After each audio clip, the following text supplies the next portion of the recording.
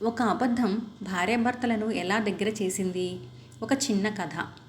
శత్రువులుగా మారిన భార్యాభర్తలు వేరువేరుగా ఒక సాధువు వద్దకు వెళ్ళారు. స్వామి, నా భార్య నన్ను రోజు హింసిస్తుంది. దాన్ని చంపేయాలి అన్నంత కోపం వస్తుంది నాకు. ఏం చేయమంటారు అని భర్త స్వామీజీని అడుగుతాడు. దానికి ఆ సాధువు బాగా ఆలోచించి, బాబూ, 1 నెలలో నీ భార్య తనంతట తానుగా చనిపోతుంది. తనను నువ్వు ఏమీ చేయాల్సిన అవసరం లేదు అని అంటాడు. అది విన్న భర్త అవునా స్వామి అంటూ వెళ్ళిపోతాడు. మరుసటి రోజు అతని భార్య ఆ సాధువు వద్దకు వచ్చి, స్వామి, నా భర్త నాకు నరకం చూపిస్తున్నాడు. ఎలాగైనా అతన్ని వదిలించుకోవాలి. ఏదైనా మందో మాకో ఉంటే ఇవ్వండి స్వామి అని అడుగుతుంది.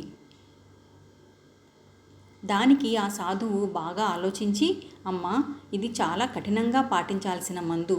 30 రోజులు ఎవరికీ కనబడకుండా రోజుకి 1 చుక్కని మీ ఆయన తినే భోజనంలో కలిపి ప్రేమతో తినిపించు.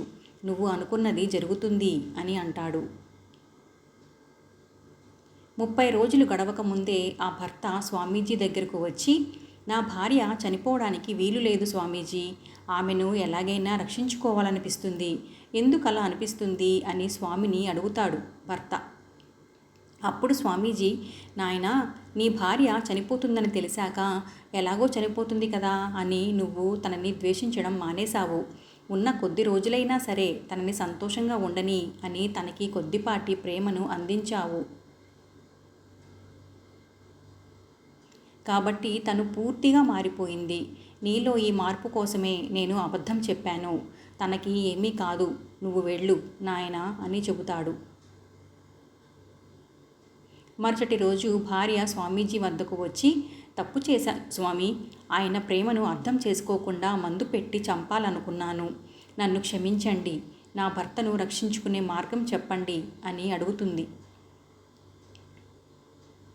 అప్పుడు స్వామీజీ, పిచ్చి తల్లి, నీకు ఇచ్చింది విషం కాదు, అది తేనె. నువ్వు ఇచ్చిన మందు వల్ల కాదు అతను మారింది.